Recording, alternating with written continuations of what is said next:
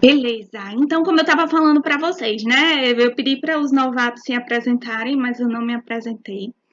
Eu sou a professora Silvia Oliveira, certo?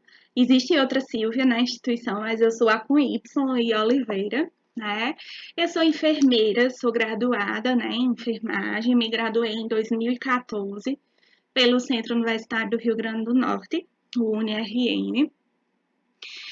Tenho formação de socorrista também pelo Resgate das Dunas, certo? Sou mestre em enfermagem, concluí meu mestrado agora em janeiro, né? Defendi no dia 29 de janeiro. Várias pessoas da turma acompanharam minha defesa, né? Então foi um título bastante suado, mas eu consegui, terminou. Então, Eu não vi não, não assisti não. né? Me abandonou. Então, então, eu sou mestre em enfermagem pela UFRN, certo? Sou especialista em UTI neonatal e pediátrica pela FAMEC. Tive a oportunidade de, logo que me formei, trabalhar na assistência. Eu fui enfermeira de UTI pediátrica, certo? Atualmente, eu sou graduanda em saúde coletiva pela UFRN, estou no segundo ano do curso, né, da graduação em saúde coletiva, pelo Departamento de Saúde Coletiva, e sou enfermeira supervisora da Cuidare, certo? Que é um home care que tem aqui em Natal. E aí eu atuo fazendo atividade de supervisão de enfermagem, de gestão de equipes de enfermagem, dimensionamento, capacitação, né? E acompanhamento de cada escala, né, desses pacientes. Atualmente existem 20 pacientes sob minha responsabilidade e na escala de cada um desses pacientes existem no mínimo 4 técnicos de enfermagem, né? Então, eu sou responsável por uma média de 80 a 88 técnicos em enfermagem, tá certo? E sou professora, né, do grau técnico desde 2016, o início de 2016, né? Dos cursos de técnico em enfermagem, administração, com as disciplinas de português instrumental. Eu sou apaixonada por português. Eu também sou professora dos cursos técnicos de radiologia, certo? E de farmácia, tá? Então, assim, eu costumo dizer que eu sou muito mais realizada como professora do que como enfermeira, porque eu sou extremamente apaixonada pelo processo de ensino-aprendizagem e muito me agrada, muito me chama a atenção essa coisa de poder dividir um pouco com vocês, o pouco que eu sei, né? E de também aprender com vocês, né? Porque por que não? Eu aprendo muito com vocês também, né? E aí eu acho fantástico isso de nós iniciarmos uma disciplina teoricamente sabendo muito pouco sobre aquele conteúdo, sobre aquela temática. E aí é como construir uma casa, né? A cada dia a gente coloca uma quantidade específica de tijolinho e ao final de tudo essa casa está construída, né? Assim eu enxergo o processo de ensino-aprendizagem, né? Então eu me sinto muito útil podendo dividir com vocês o pouco que eu sei, né? Como já disse para vocês na nossa conversa anterior, não sei de tudo, ninguém sabe de tudo, né? Mas podem ter certeza que eu me esforço muito para buscar aprender sempre mais e mais para poder estar ajudando vocês nesse processo de formação acadêmica, né? Nesse processo que vocês estão se preparando para atuar como profissionais da área da enfermagem já já, né? Então, fico muito feliz com isso, fico muito orgulhosa. Na verdade, eu sou muito orgulhosa de alguns alunos que eu tenho, né? Porque nós, como professores, como eu falei anteriormente, nós conseguimos conhecer o perfil de cada aluno nosso. E existem alunos meus que eu fico desde a tem alunos que, quando eu dou a disciplina de História da Enfermagem, Ética e Legislação, eu já consigo passar um raio-x nele e já tenho mais ou menos ideia do perfil de profissional que provavelmente ele vai ser, né? Então, eu encontro esses alunos em algumas outras disciplinas e fico naquela expectativa de que ele se forme logo para eu capturar para trabalhar comigo, né? Que é como eu costumo dizer, existem profissionais, muitos profissionais nota 6, nota 7, mas são poucos os profissionais nota 10. E óbvio que eu vou querer técnicos em enfermagem na minha equipe que sejam nota 10, né? Então eu fico naquela expectativa, já estou super na expectativa da Inf 25 se formar, porque tem algumas pessoas que eu já fito desde a disciplina de saúde do trabalhador, né, para trabalharem comigo, né? E aí, como enfermeira supervisora, né, eu tenho essa vantagem de poder encontrar muitos dos meus ex-alunos trabalhando juntamente comigo na empresa, né, na Cuidare, e me enche de orgulho, claro, né? Quando eu vejo um técnico que é bom, que é literalmente pau para toda obra, eu tenho o maior orgulho do mundo de dizer, foi cria minha. Eu digo que meus alunos são minhas crias, são meus filhos, né? Então, podem ter certeza que se existe uma pessoa que faz de tudo para ajudá-los, literalmente ajudá-los, né? Não quero prejudicar nenhum de vocês. Essa professora sou eu, né? Eu me apego muito aos meus alunos, alguns até se aproximam de mim, a gente desenvolve uma relação mesmo de amizade, né? E eu estou sempre à disposição para ajudar no que eu puder e no que eu souber, né? Então, aos alunos que ainda não foram meus alunos, sejam bem-vindos à minha disciplina, né? De uma forma geral, à turma, sejam bem-vindos. Aos que eu não conhecia, prazer em conhecê-los, tá certo? Vocês vão ver que minha aula é muito tranquila, pode abrir o microfone na hora que você quiser e interromper, né? Dizer que não está entendendo, porque sou precisa, eu explico 1001 vezes, tá certo? Mas a minha intenção é que vocês entendam, é que vocês saiam da aula tendo entendido o conteúdo, beleza?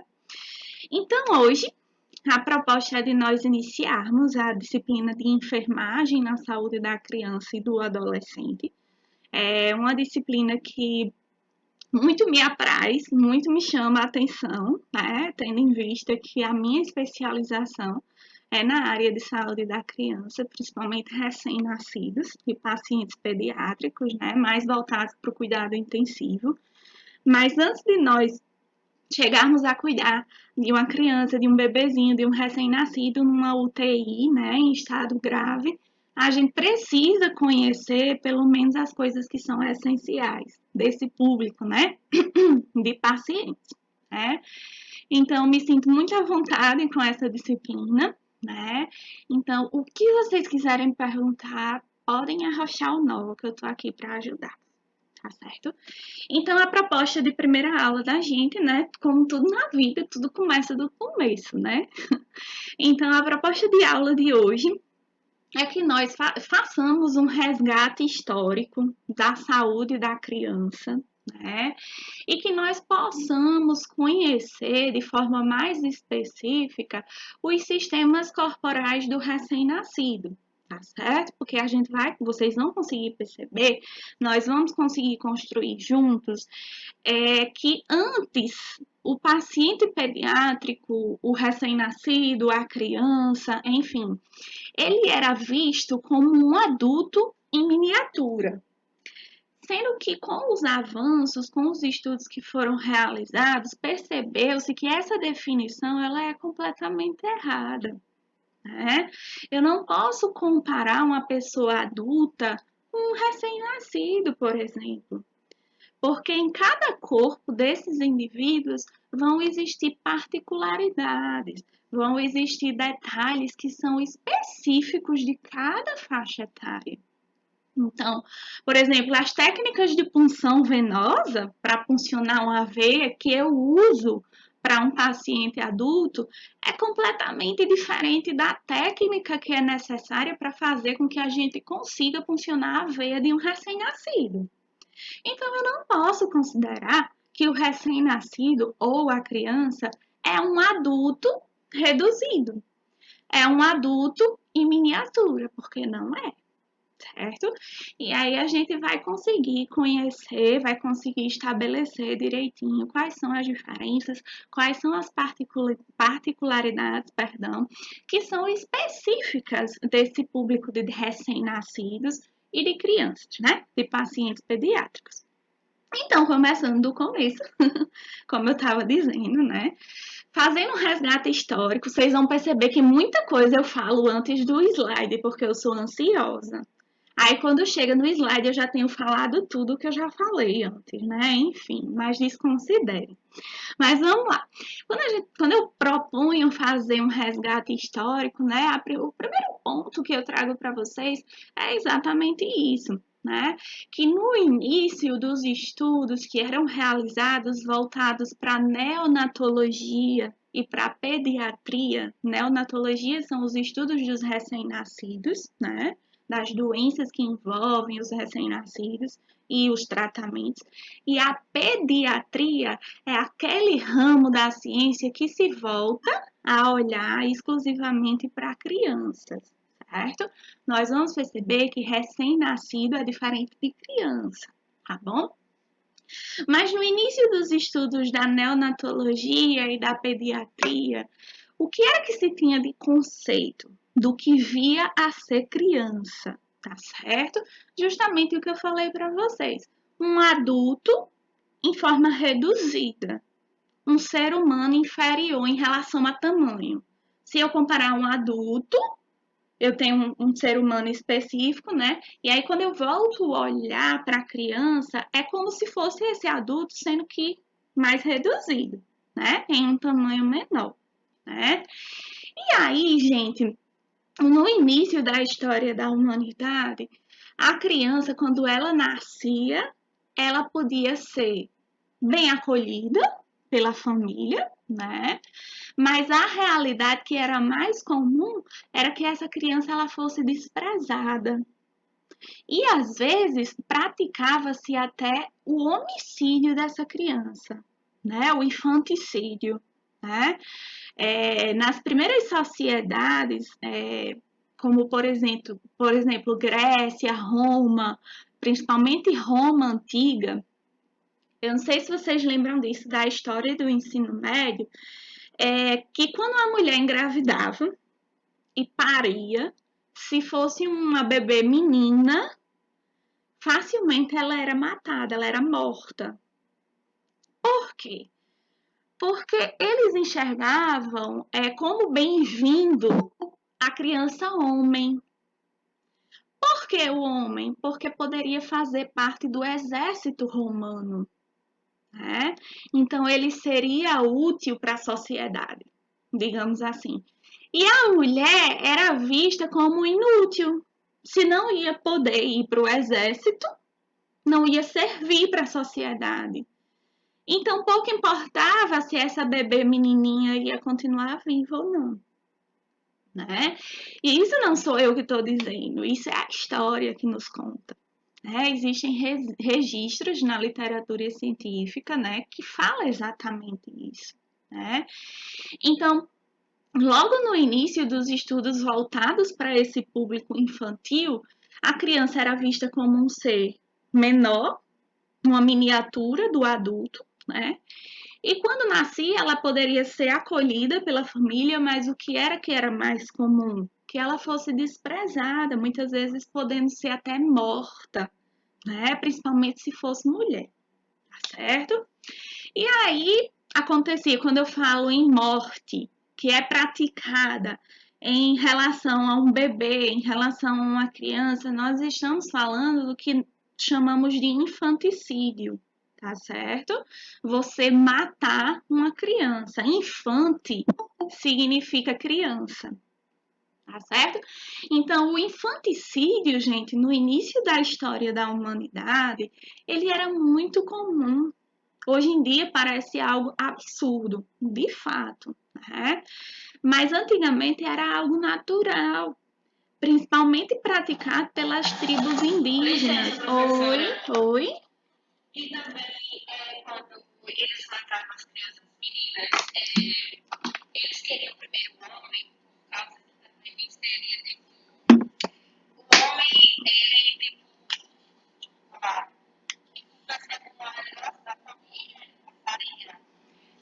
a questão das sociedades patriarcais, né? Em que o homem é o chefe da família. Que o homem manda em tudo, que o homem é provedor, que a última palavra é a dele, ele era que estava apto para caçar. Perfeita a sua colocação. Então, de certa forma, somente o homem era visto como útil. Né? Então, veja que a nossa sociedade ela é machista e não é de agora. É desde o início da história da humanidade. Imagina! Os livros também, professora, que quando nascia a menina, que tipo, era de família pobre, os bordéis pegavam as crianças meninas e faziam De prostituta, exatamente. Se nascesse um bebezinho, mulher ou homem, menino ou menina que tivesse alguma malformação congênica, algum defeito, também era morto, porque não ia servir. Para servir, para prestar serviços à sociedade. Exatamente. Então matava mesmo a criança. Imagine hoje em dia. Às vezes eu não sou mãe, né? Mas às vezes eu fico imaginando assim, quando eu leio essas coisas, né? Eu penso, imagina, porque hoje em dia muito o que a gente vê é uma mulher quando engravida, a gente pergunta, né? É menino ou menina? E ainda não sei. Prefere menino ou menina? A gente pergunta, né?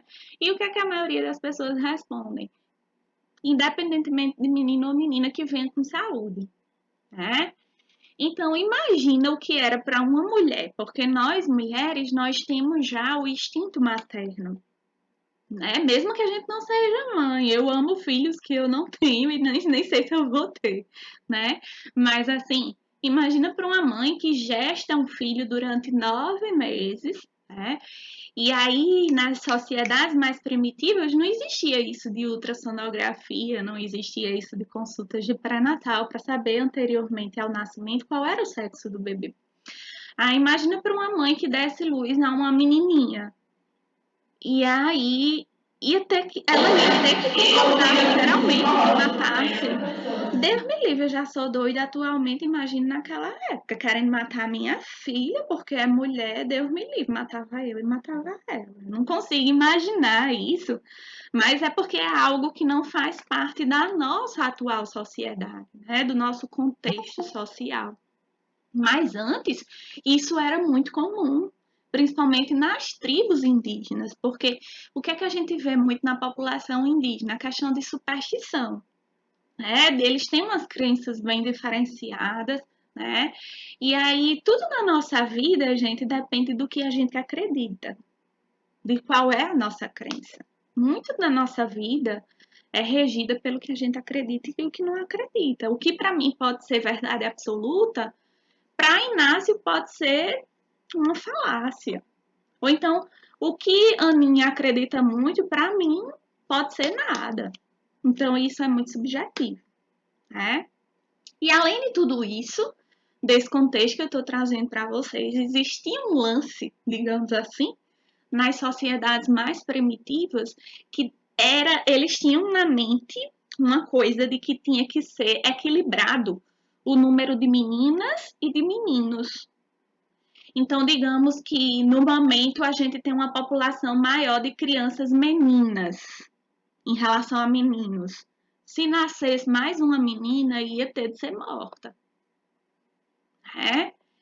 Então, isso a gente precisa entender, né, para conseguir compreender o desenrolar dos acontecimentos históricos, voltados para os estudos, para a assistência, para os cuidados que foram desenvolvidos em se tratando desse público de recém-nascidos e de crianças. Tá certo? Até aqui tudo bem, gente? A gente pode seguir? Tá tranquilo? Sim. Então vamos lá. Sim. Beleza.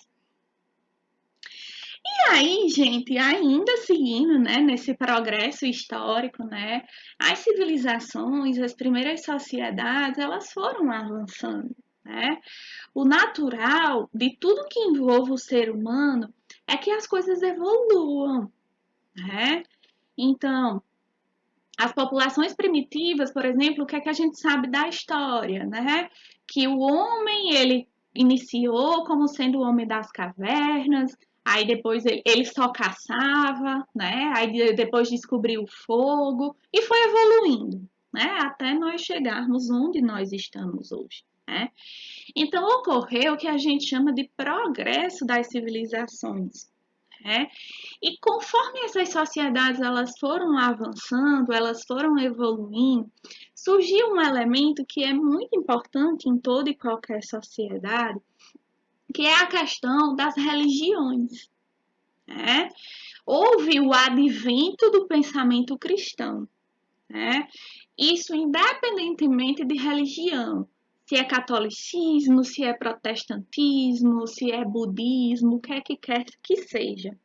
Mas toda e qualquer religião, ela acredita em uma entidade superior, né? Que teoricamente essa entidade superior é o que rege tudo o que nos acontece, é o que permite que as coisas se concretizem ou não, né? Então, com o progresso, né, das civilizações, né, das populações, das sociedades, perdão, houve o surgimento, houve o advento do pensamento cristão, né? E em todo e qualquer pensamento cristão, o que é que a gente acredita? Ou, teoricamente, o que é que se deve acreditar? Que só Deus dá a vida e só Ele pode tirar a vida, né? Então, que conversa era essa desse povo de quando a mulher gestava e paria e dava luz? Se fosse menina, que conversa é essa de matar? Né?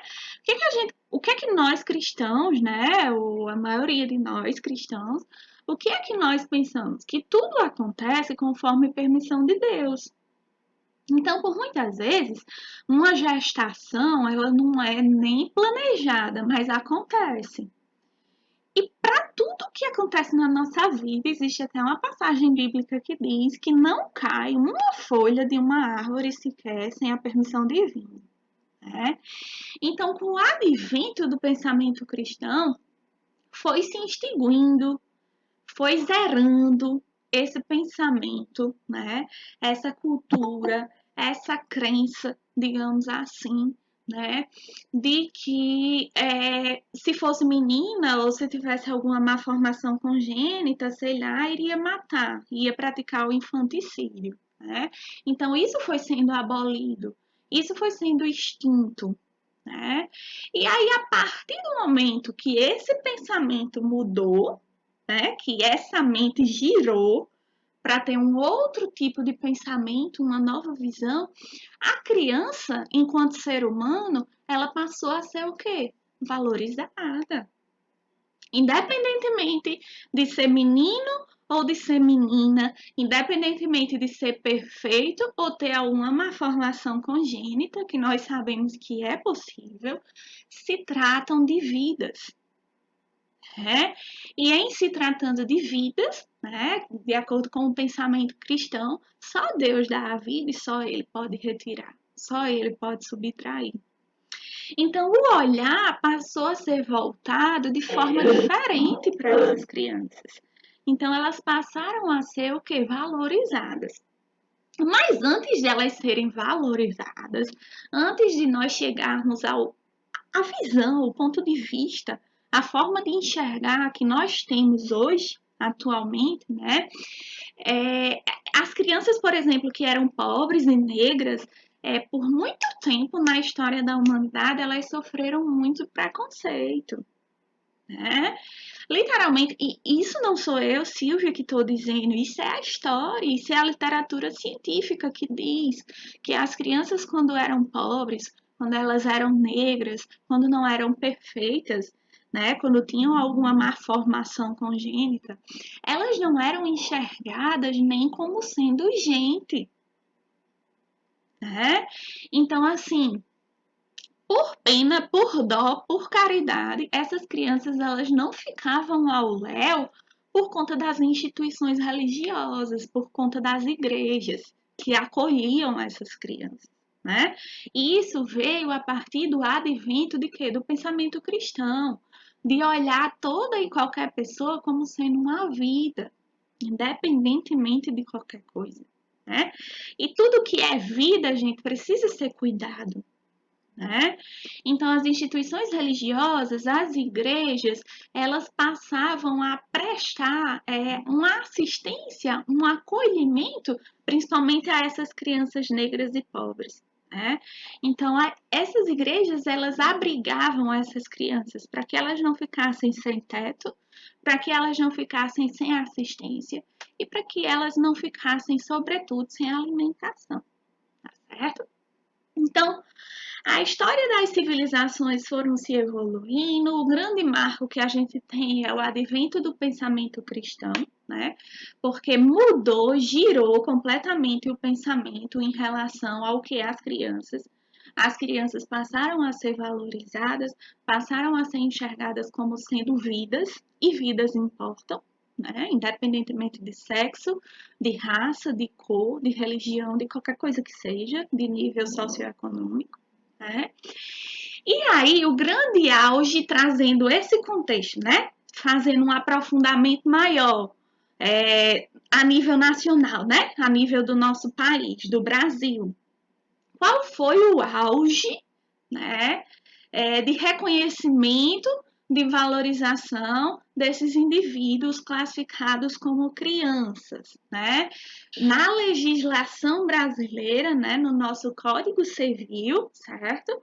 Esse auge ele aconteceu nos anos de 1990, então vejam que é algo muito recente.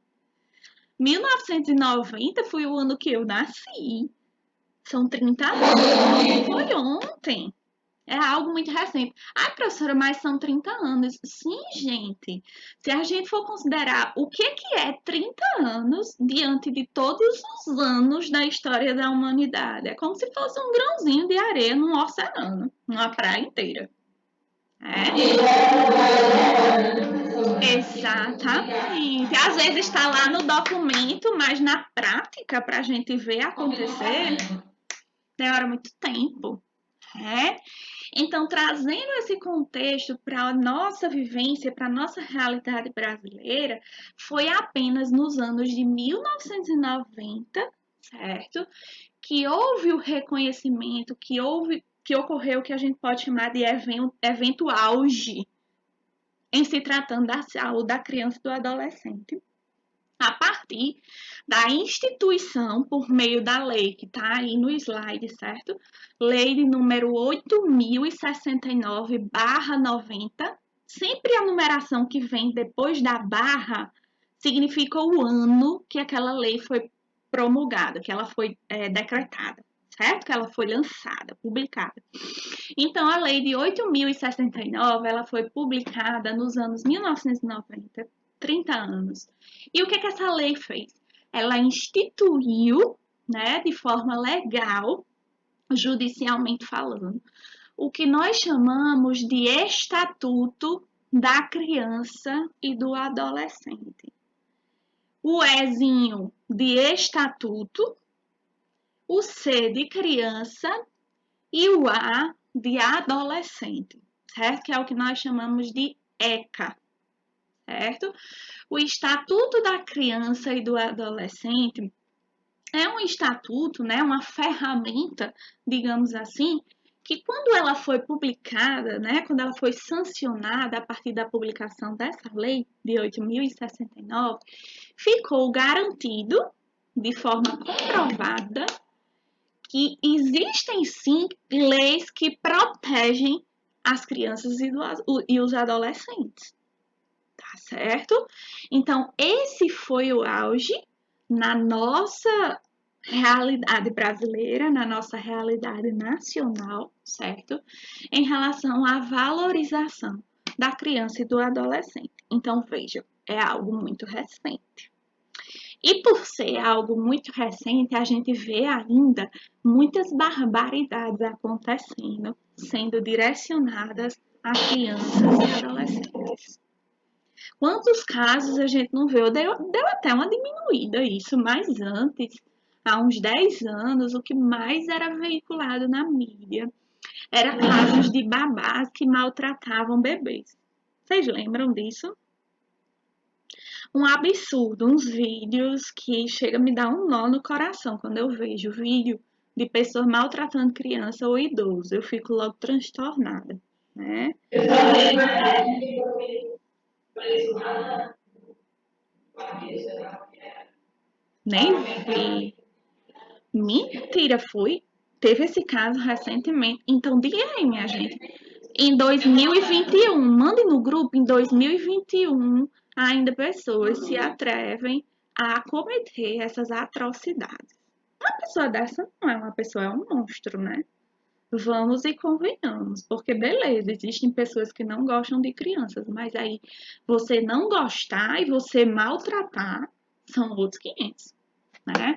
Então vejam que mesmo existindo o Estatuto da Criança e do Adolescente, né, que foi instituído a partir de 1990 para cá, ainda acontecem muitas atrocidades, né? Ainda acontecem muitas barbaridades. Esse caso eu não acompanhei, mas eu espero lá no grupo, tá bom? Tá vendo como eu aprendo com vocês? Tá certo, gente. Oi? Eu fiquei ligada só para a senhora falar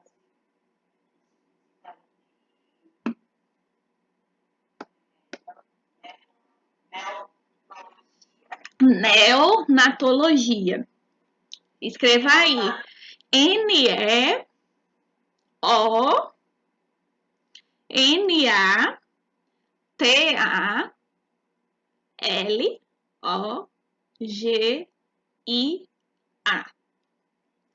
Neonatologia. Eu não consigo fechar o slide e escrever para vocês, porque senão a gravação para.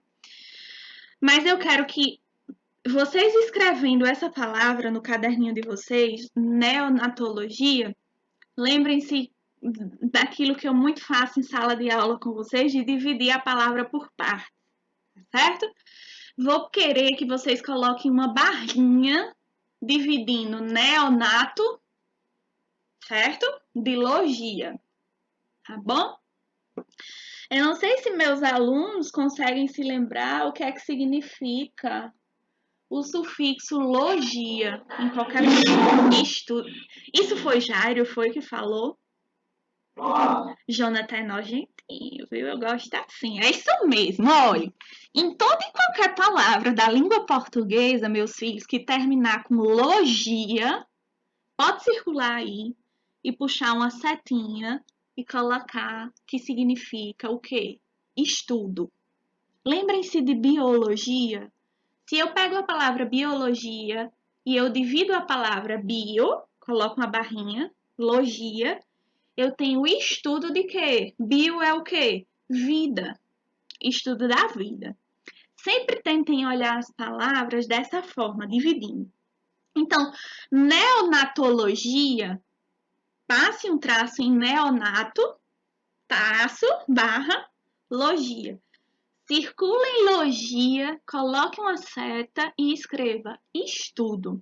Logia, em toda e qualquer palavra da língua portuguesa, vai significar estudo. Estudo de quê? Tem que ser o estudo de algo. O que é neonato? Se eu digo para vocês que eu trabalhei em uma UTI neonatal, qual era o tipo de paciente que eu cuidava na UTI neonatal? recém-nascido. Recém-nascido. Então, neonato, gente, significa recém-nascido. Neo, o iniciozinho da palavra neonatologia, neo, pode circular aí, neo. Puxar outra seta significa novo. Tudo que começar com neo ou tiver neo no meio significa novo.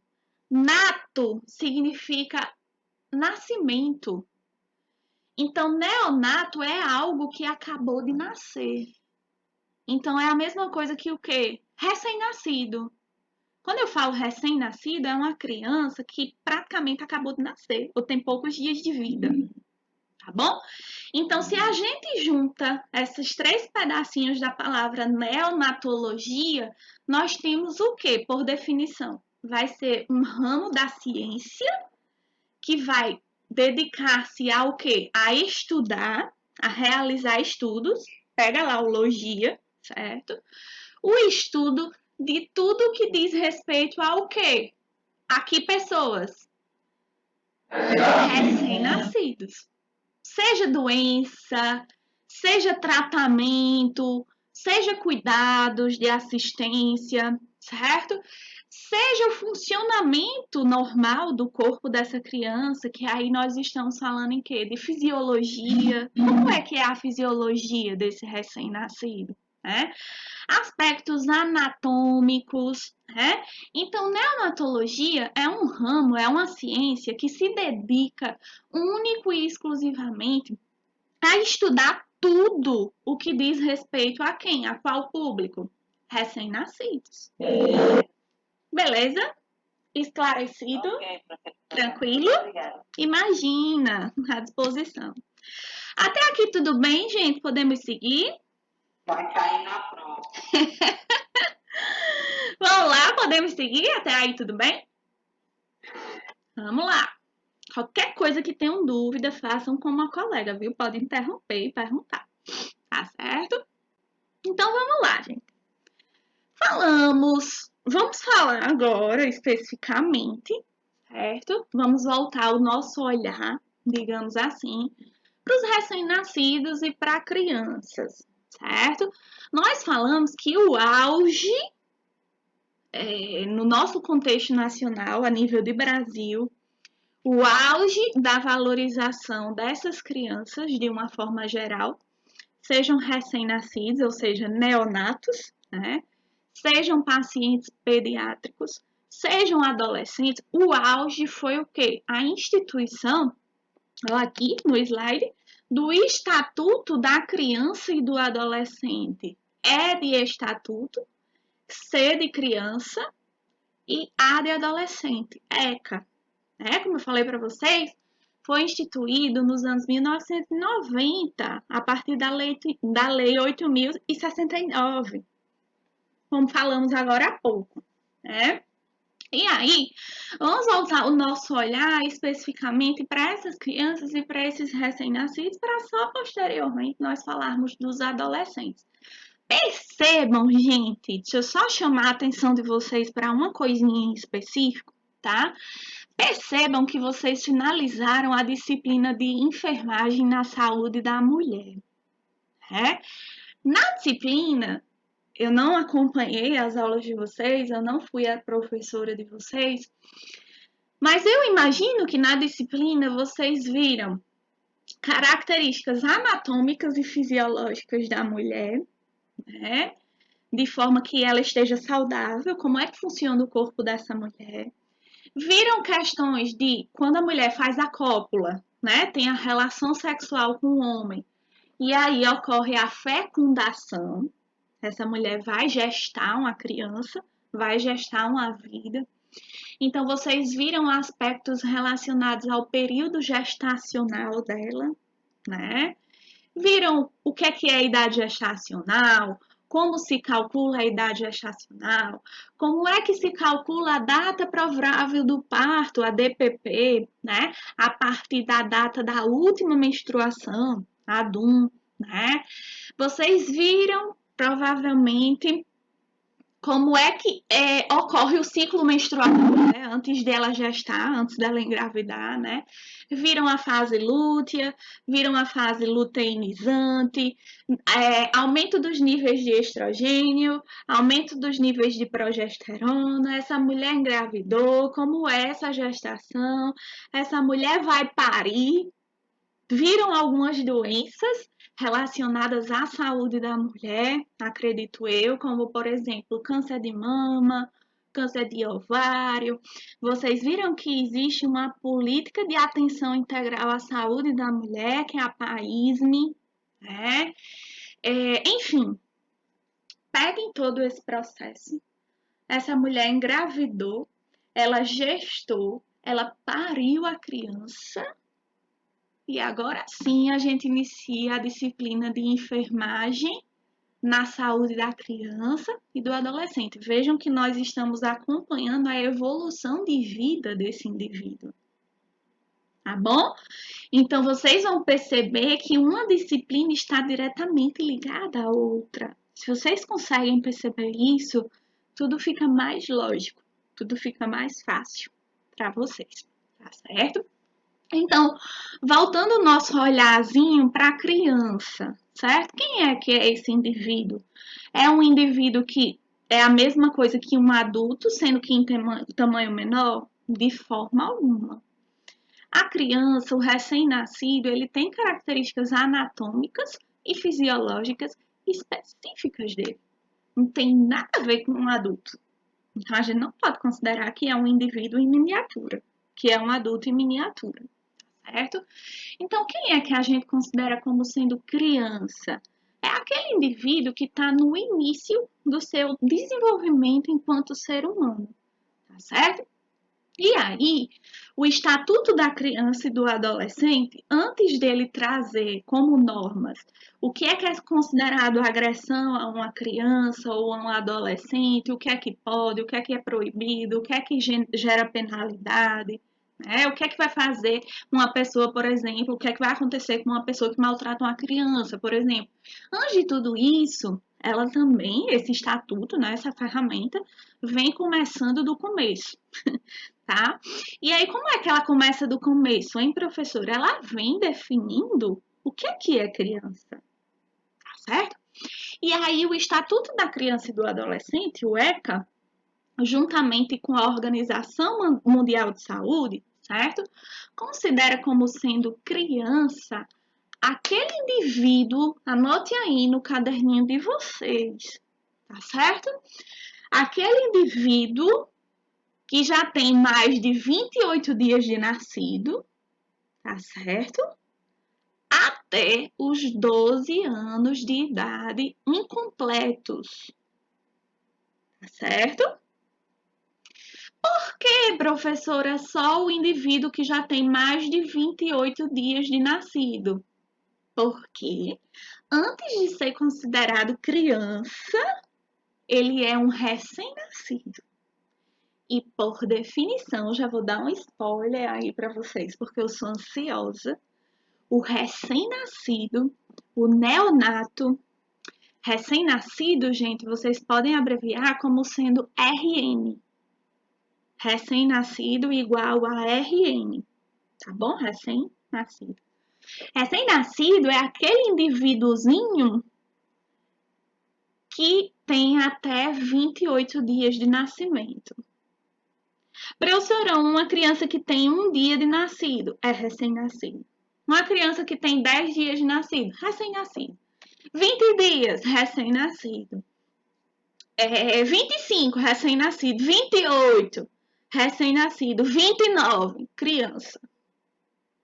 Então, recém-nascido é aquele indivíduo que está entre a faixa etária, digamos assim, de 0 dias até 28 dias após o nascimento. Bom? A gente considera como sendo recém-nascido. Acabou de nascer. Ainda está se adaptando à vida fora do útero, fora da barriguinha da mãe. Ainda está conhecendo o mundo externo, certo? O ambiente extrauterino, ou seja, fora do útero da mãe. Então, de 0 a 28 dias, nós temos recém-nascido, tá bom? Criança, nós temos a partir do 29º dia, ou seja, a partir de 29 dias, até 12 anos incompletos. Tá certo? Isso segundo o Estatuto da Criança e do Adolescente, em conjunto com a Organização Mundial de Saúde, que é a OMS. Beleza? Cuidado com conceitos, tá certo? Porque eles são danados para cair em prova de concurso, aquelas questões decoreba mesmo, tá certo? E vocês sabem que se caem em prova de concurso, pode cair na nossa prova, né? Porque vocês sabem que a maioria das provas, das questões da prova da teacher aqui, são questões de concurso, né? Mas não tem bicho nenhum, a gente estuda, a gente... Então, pronto. Exatamente. Tá certo? Então, vão colocando as observações aí, né? Por exemplo, de diferenciação, o que é que diferencia uma criança de um recém-nascido e vice-versa. certo? E aí, gente, quando a gente fala em infância, a partir do 29º dia de nascido até os 12 anos, né? É um período de intensas transformações que esse serzinho sofre, né? E de intenso desenvolvimento físico, principalmente. Quem é pai, quem é mãe na turma, deve se recordar muito bem, se fizer tempo, ainda assim vai se recordar muito bem, tá? Que nos primeiros meses de vida, principalmente do filho de vocês têm que levar esse bebê, esse filhinho, a consultas com o quê? Com o pediatra. De instante em instante, bem dizer. A cada 15 dias. Principalmente nos primeiros dias de vida, tem que sempre estar fazendo uma visita ao pediatra, para o pediatra verificar, analisar, avaliar se está tudo bem com essa criança, se está tudo dentro do padrão de normalidade. Né? E os primeiros anos de vida de uma criança, gente, ele é marcado intensivamente por inúmeras transformações, né? Por um desenvolvimento surreal. Tem uma amiga minha do doutorado que ela engravidou ontem, bem dizer. Só um minuto.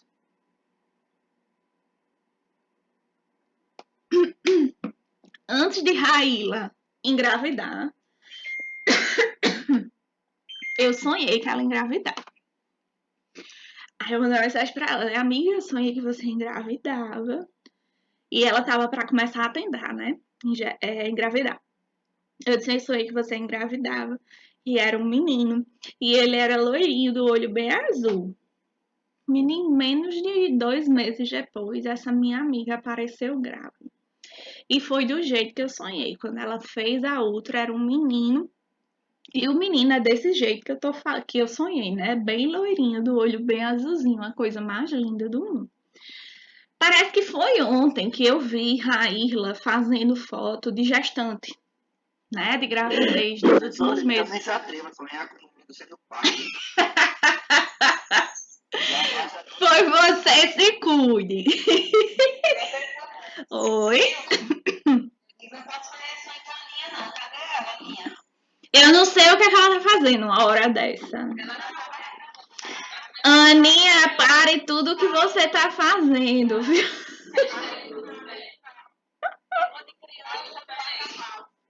Pois você pare, viu? Que você tiver fazendo. Então, vamos lá. Um dia desse, minha amiga tava fazendo ensaio de gestante, um dia desse pariu. Quando eu vou olhar no Instagram, o menino tá se rastejando no meio da casa. Primeiro começou com a introdução alimentar, já experimentando frutinhas, né? Agora o menino tá rastejando no meio da casa pra lá e pra cá. Ou seja, eu pisquei o olho e essa criança já sofreu inúmeras modificações. Essa criança já desenvolveu num pulo, num salto, que eu fico passada. Eu digo, peraí, daqui a pouco esse menino tá noivando, eu continuo aqui encalhada, véia, num caso, nem vai nem vem, e a vida acontecendo, minha gente. Mas é real.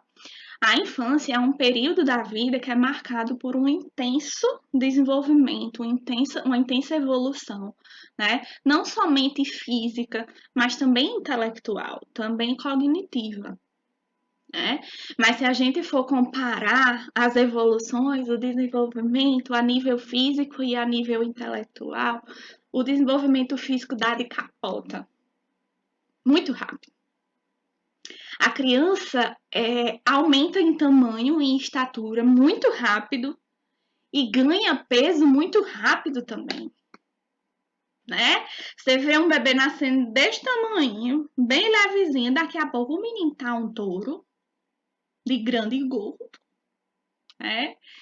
Então, a infância é esse período da vida que é extremamente marcado por intenso desenvolvimento físico, que é comprovado pela alteração, por exemplo, de estatura, né, de tamanho e de peso, né? De forma assim, que não é rápida, é capotando, literalmente. né? Então, por isso que é extremamente importante as consultas de crescimento e desenvolvimento que são feitas com essa criança, que são as consultas de CD, certo? Não sei se vocês já ouviram falar, mas as consultas de crescimento e desenvolvimento, as consultas de CD, elas também são realizadas pela profissional de enfermagem, por nós, enfermeiras, na atenção primária à saúde, né? E aí, sendo na atenção primária à saúde, pode ser dividida entre o enfermeiro e o pediatra, certo? Porque a gente acompanha cada passo. Oi. Qual que é essa sigla, CD? Crescimento e desenvolvimento, CD, as iniciais. São consultas de crescimento e desenvolvimento. O que é que a gente faz nessas consultas de crescimento e desenvolvimento? Vai acompanhar toda a evolução, principalmente física, que esse bebê, que essa criança sofreu. Quanto que ela aumentou de altura, de estatura, o quanto que ganhou de peso. De um mês para o outro, de um bebezinho, existe uma quantidade exata de peso que ele deve ganhar. Não pode ser nem de mais e nem de menos. Tem que estar dentro da faixa esperada. A gente vai ver isso um pouco mais na frente, né? Para que essa criança ela não seja considerada como subnutrida, no caso desnutrida, ou obesa.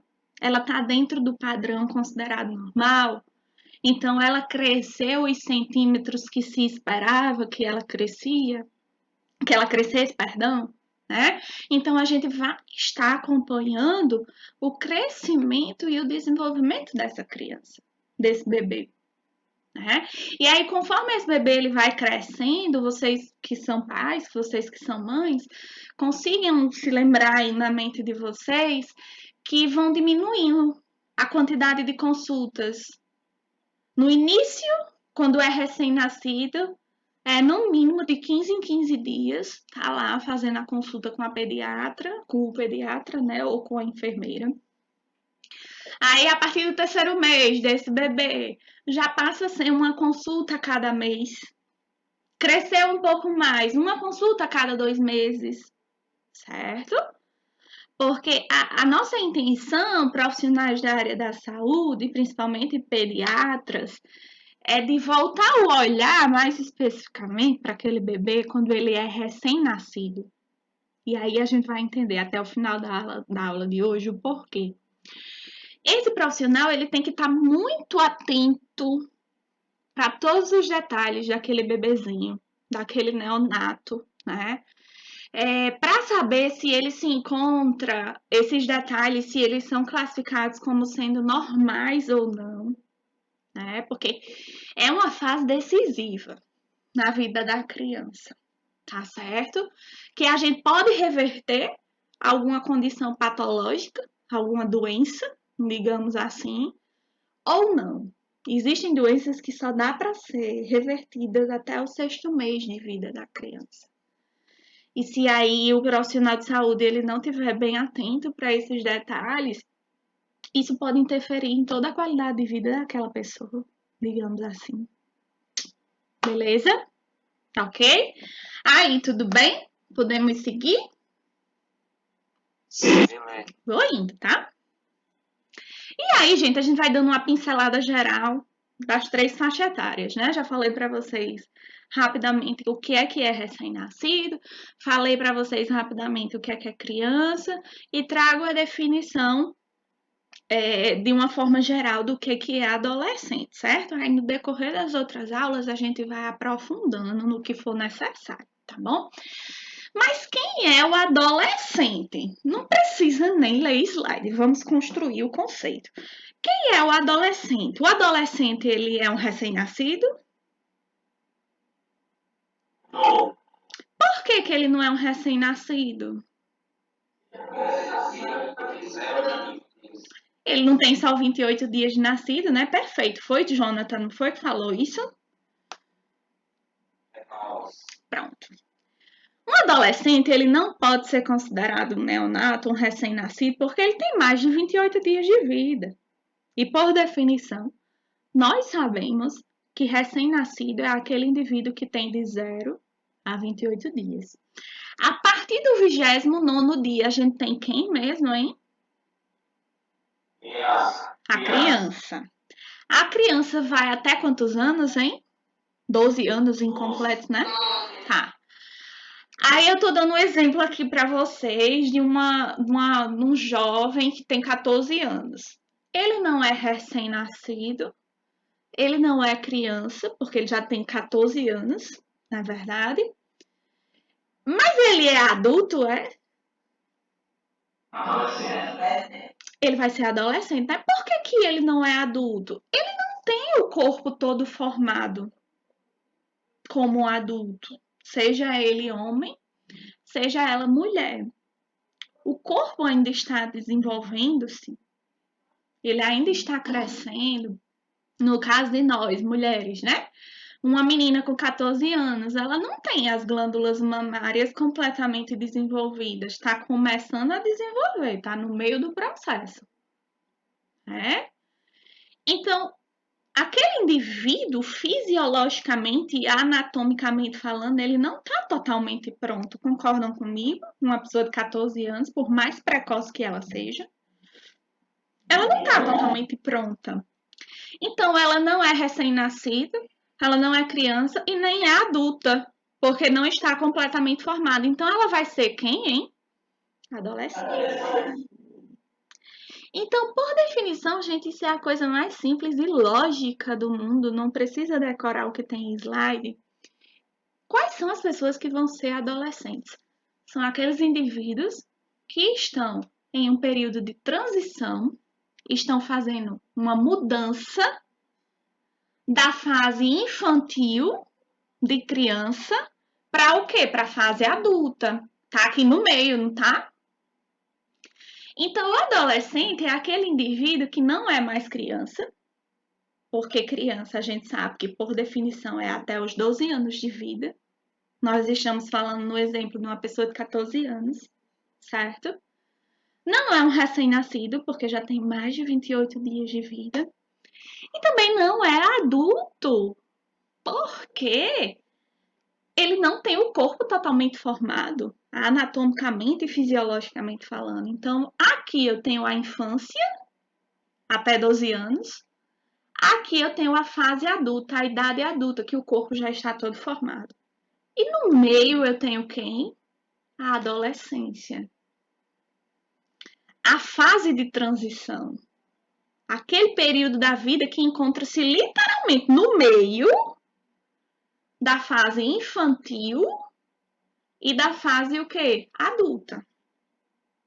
Então, o adolescente é aquele indivíduo que está se preparando, que está ensaiando para iniciar a vida o quê? Adulta. Tá certo? Cuidado nesse detalhe aqui, ó, no slide de criança. A definição que a gente tem de criança é aquele indivíduo a partir do 29º dia de vida até 12 anos incompletos.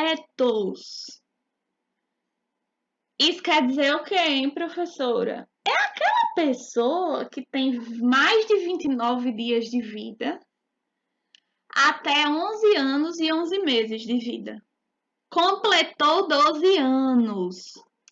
Ela já passa a ser considerada adolescente.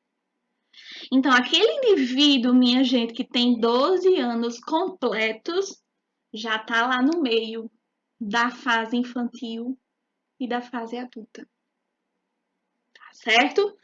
Então, esse público, esse grupo populacional, nós damos o nome de adolescentes. Tá certo?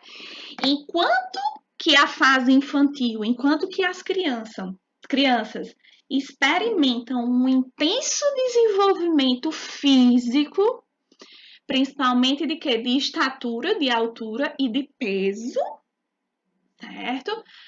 Aqui na adolescência, esses indivíduos, eles vão enfrentar uma intensa fase de desenvolvimento o quê? Psíquico, cognitivo, psicológico. Eu não sei vocês, né? Eu vou falar por mim, sendo que eu sou uma pessoa muito normal, não tenho muito parâmetro, mas eu vou falar pelo meu irmão. Meu irmão sempre foi uma criança super tranquila, né? Super obediente, um santo. Mas quando ele começou a entrar na adolescência, ele ficou meio rebelde. Passou a responder manhinha, passou a ter umas reações mais estranhas, mas assim, tipo, meu irmão sempre foi muito passivo, sabe?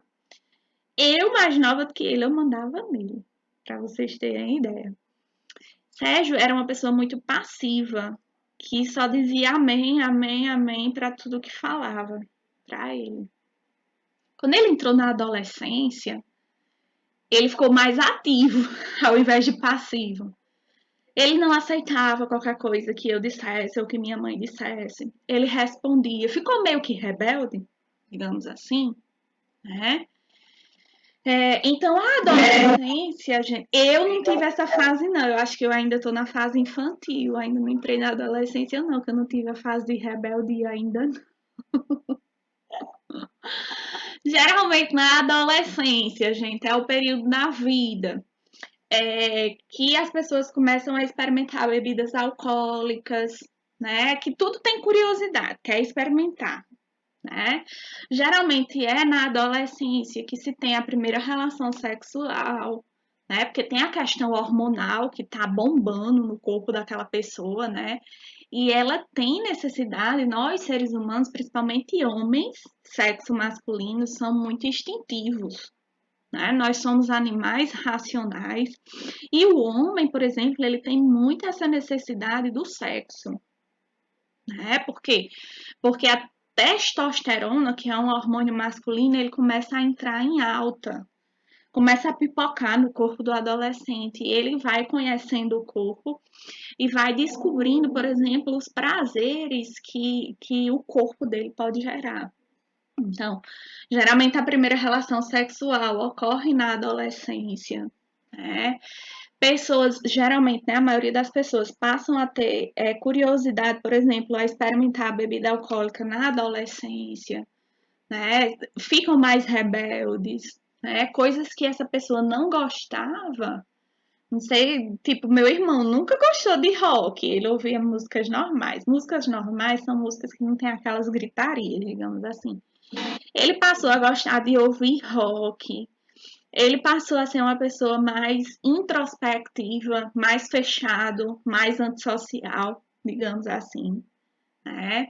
Então, tudo isso a gente verifica na adolescência, né? Por quê? Porque esse indivíduo, né, a partir de 12 anos completos de vida, né, até os 18 anos, que é a definição que o Estatuto da Criança e do Adolescente dá, né, o ECA diz que o adolescente é aquele indivíduo que completou 12 anos e ele vai ser considerado adolescente até os 18 anos de vida.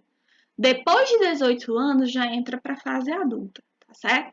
Mas, oi? Jota, só uma colocação. Pode falar. Seria de 12 a 18 anos incompleto.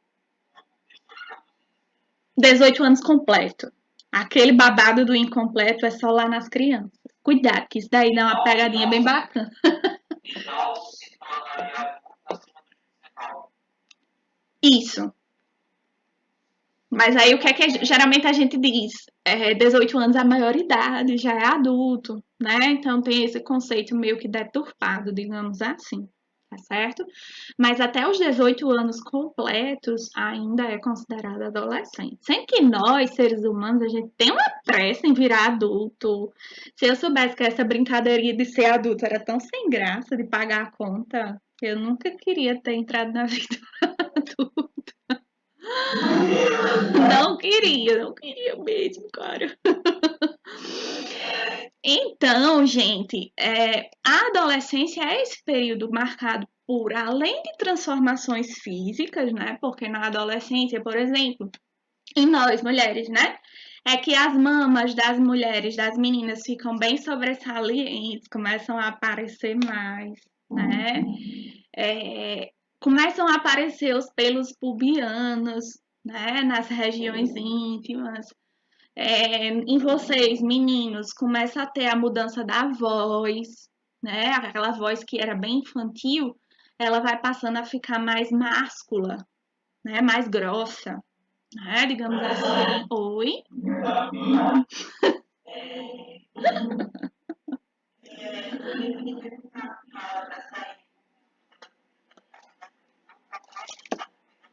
Qual é seu nome? Deixe seu nome no chat. Deixe no bate-papo. Tá certo? Boa noite. Então, assim, gente, nos meninos começa a aparecer os pelos faciais, né? A barba. Então, isso tudo configura modificações e alterações de ordem física, né? Às vezes, pelos hormônios estarem bombando no corpo da pessoa, essa pessoa passa a ter muita espinha, né? Isso gera vergonha, né? No indivíduo, em algumas pessoas, né? Enfim. Existem modificações psíquicas, né? Principalmente a questão do nível de tolerância, por exemplo. Adolescentes geralmente são indivíduos muito intolerantes, não têm paciência para nada, são pessoas muito críticas. Eles acham que eles são os certos em tudo, que eles são dono do próprio nariz, que o mundo gira em torno dele, enfim, né? E existem muitas transformações sociais. Se vocês pararem para prestar atenção, se lembrando, né, do período de adolescência de vocês, ou para quem tem filho, que já passou pela adolescência ou que vai passar, fiquem atentos que por muitas vezes os tipos de amizade mudam, né? Os locais que essa pessoa passa a frequentar também mudam, né? Então, existem modificações tanto de ordem física, psíquica e social, tá certo? Intensas, com tudo, né? E aí, gente, eu chamo a atenção de vocês aqui para 2 pontos específicos na adolescência. Lá na definição de criança, de infância, nós só temos um detalhe em específico, que é o quê? Segundo o Estatuto da Criança e do Adolescente, criança é aquele indivíduo que tem 29 dias de vida até 12 anos incompletos, ou seja, criança vai ser aquele indivíduo que tem 29 dias de vida até 11 anos e 11 meses, ou 12 anos incompletos. Cuidado com isso aí.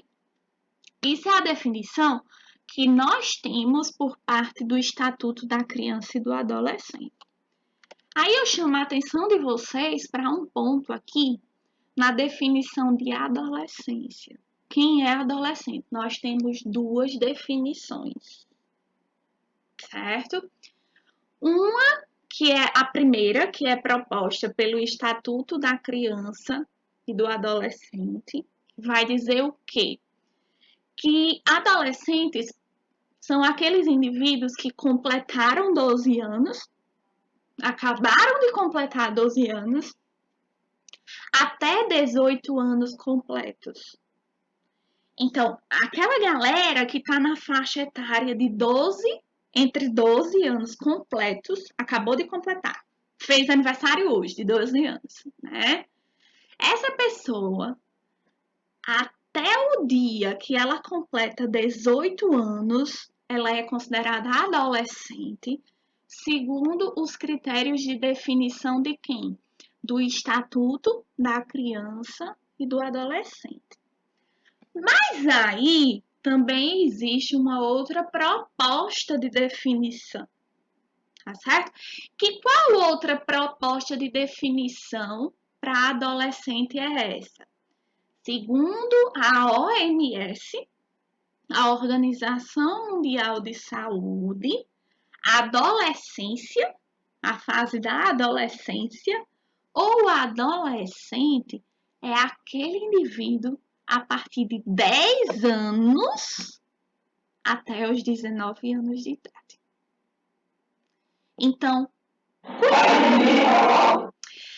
existem 2 definições para o que é adolescente ou adolescência em relação à fase da vida. A primeira proposta de definição é por parte do Estatuto da Criança e do Adolescente. O que é que o Estatuto da Criança e do Adolescente diz? Diz que a adolescência ou adolescente é aquele indivíduo que completou 12 anos de idade até os 18 anos de idade dele, a faixa etária que compreende, que abarca a adolescência, é de 12 anos até 18 anos. Isso segundo o ECA, o Estatuto de Criança e de Adolescente, certo? Mas existe uma outra definição que é proposta por quem? Pela Organização Mundial de Saúde, OMS, tá certo? O que a Organização Mundial de Saúde diz? Ela diz, ei, peraí, a adolescência não é de 12 a 18 anos, não. A adolescência, ela começa a partir dos 10 anos de idade até os 19 anos de idade. Então, são duas propostas diferentes. Cuidado com isso. Que isso é uma bela pegadinha. Oi. Em relação a essas duas propostas, pode também seguir a orientação. Assim, não tem como a gente dizer, sabe, Jonathan, qual é a certa e qual é a errada. Inácio, perdão. Não tem como dizer qual é a certa e qual é a errada, e qual é a melhor e qual é a menos melhor. Certo? Porque assim, em se tratando do corpo humano, não é uma ciência exata, é subjetivo. Tá? E um exemplo claro disso, por exemplo, é que uma menina, ela pode menstruar a primeira vez, é menarca, né? Ela pode ter a menarca, ou seja, a primeira menstruação, aos 10 anos de idade, às vezes até 9 anos de idade, certo? E aí, já em outras meninas, por exemplo, a primeira menstruação, a menarca, pode acontecer só a partir dos 12 anos. Então, vejam que a fisiologia humana, ou seja, o modo como o corpo funciona, não é algo exato. Não é uma equação matemática que vai me dar um valor exato. Isso é o quê? Variante, flutuante, certo? Algumas mulheres, por exemplo, entram na menopausa antes dos 50 anos. Tem mulheres que entram na menopausa aos 45 anos. Tem mulheres que vão entrar na menopausa só depois dos 60. Oi. Hã?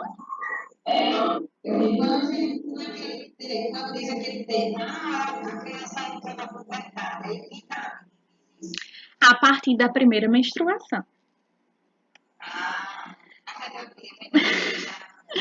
Porque a partir da primeira menstruação da mulher, se tratando da mulher, né? É o sinal que o corpo dela diz que já está apto para reproduzir. Puberdade. Para os meninos, puberdade inicia quando ele tem a primeira ejaculação. Certo? Seja por relação sexual, seja por masturbação. Né? Fazendo filho. Virgem sou eu aqui. Então, gente, isso eu não posso dizer que a definição correta é a do ECA e nem a da OMS. Porque existem crianças que passam para a adolescência aos 9 anos de idade, não entra na definição do ECA, que não é de 12 a 18, adolescência. E existem crianças que, meninas, né, que têm a menarca, a primeira menstruação, digamos assim, a partir dos 12 anos, já entra na definição do ECA. E existem meninas... Oi?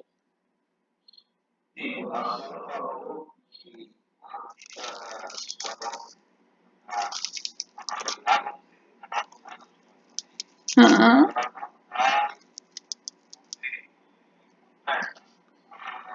O corpo, né?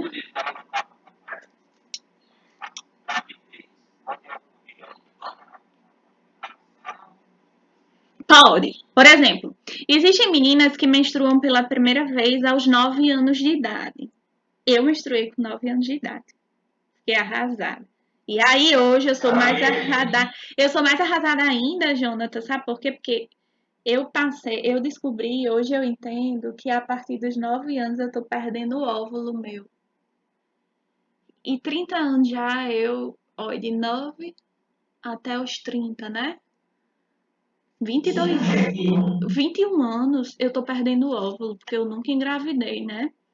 E nós, mulheres, eu não sei se vocês viram lá na saúde da mulher, que nós, mulheres, diferente de vocês, homens, nós não reproduzimos diariamente, nós não produzimos diariamente óvulos. Vocês, homens, produzem espermatozoide a todo tempo, a toda hora. Tanto que vocês, homens, se não perder a função erétil, tiver 80 anos e continuar lá, no vigor, continua fazendo filho, sem problema nenhum.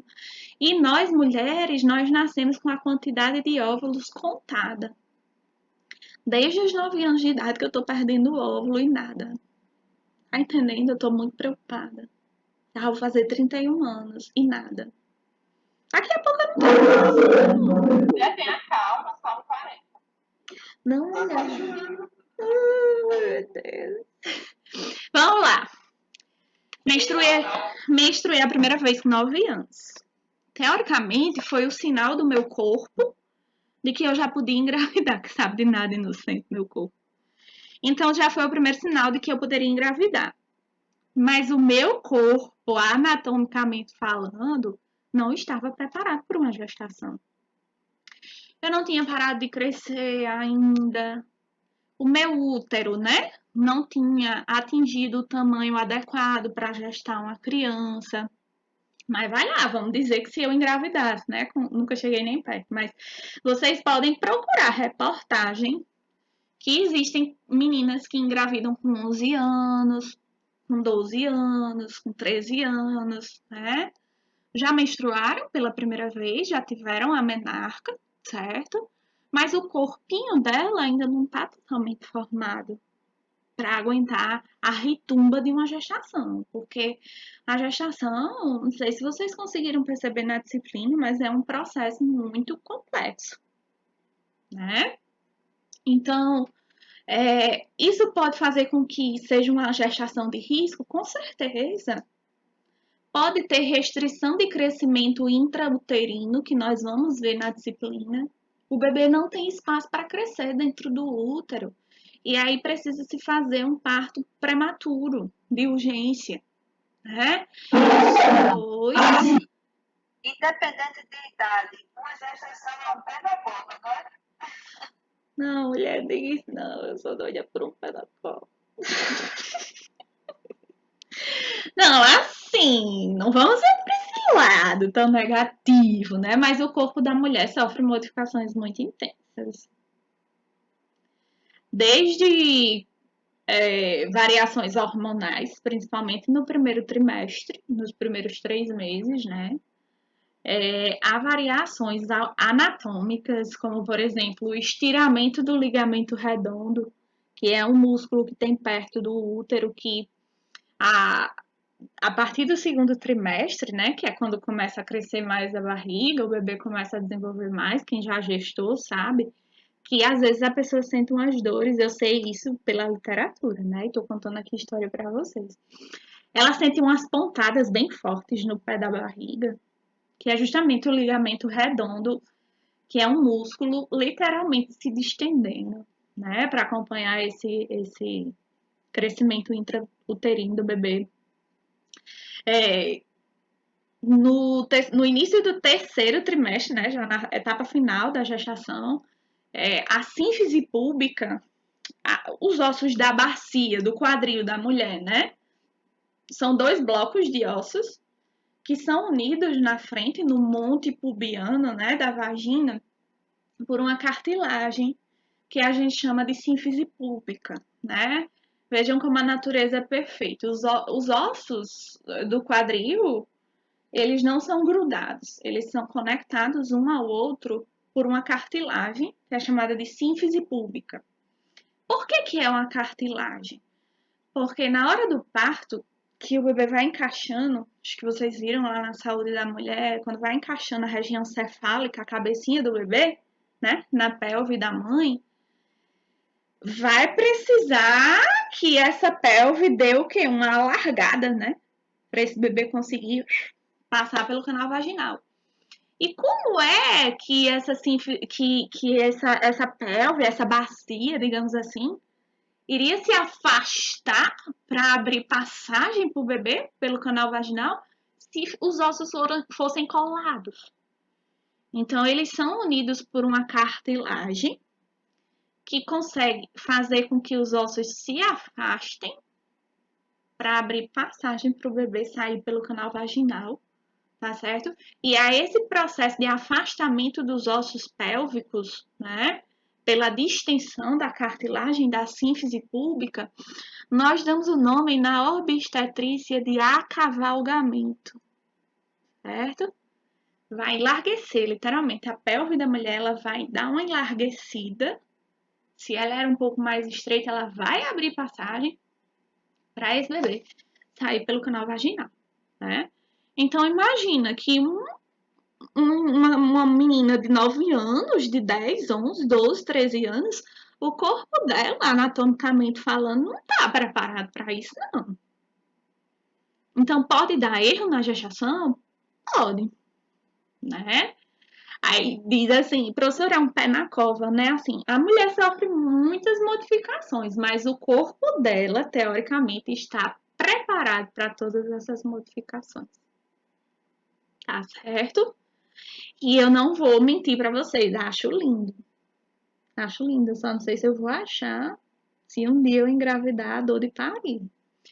Porque eu tenho uma dor de cabeça, eu acho que eu vou morrer. Imagine parir, né?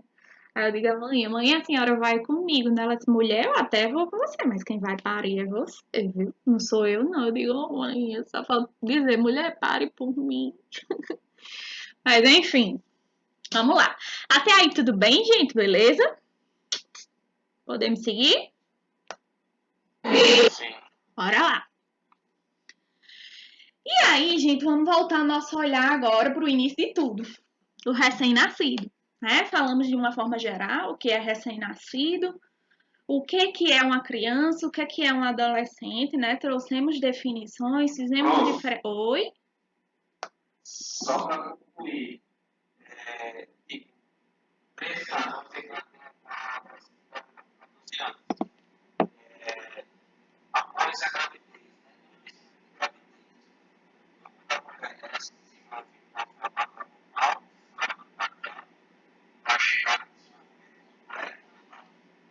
É mais provável, Jonathan, que se atrase nesse desenvolvimento do que fazer uma super evolução, um super desenvolvimento. É mais provável que atrase, né? Porque a gente tem que respeitar o tempo da natureza, digamos assim, né? Então, vai dar uma estacionada naquele momento, já que o corpo dela tem que dar uma parada para gestar uma criança, né? E aí pode ser uma gestação de risco, né? Porque esse corpo dela ainda não está preparado, não está 100%, né? Para gestar uma criança, tá certo? Mas não vi nenhum caso na literatura científica que diga que ocorreu um hiperdesenvolvimento, um superdesenvolvimento, digamos assim. Atrasa, geralmente atrasa. Tá certo? Beleza? Então vamos olhar agora mais especificamente para o recém-nascido, tá certo? RN, ou neonato, né? Neo, novo, e nato, nascer. Então, o novo que nasceu, o que nasceu recentemente, ou seja, recém-nascido, tá certo? E aí, recém-nascido, por definição, são quais pessoas, hein? De 0 a 28 o quê? dias. Recém-nascido ou neonato, né, que é conhecido como RN, são aqueles indivíduozinhos que estão na faixa etária de 0 dias até 28 dias. A partir de 29 dias é o que mesmo, hein?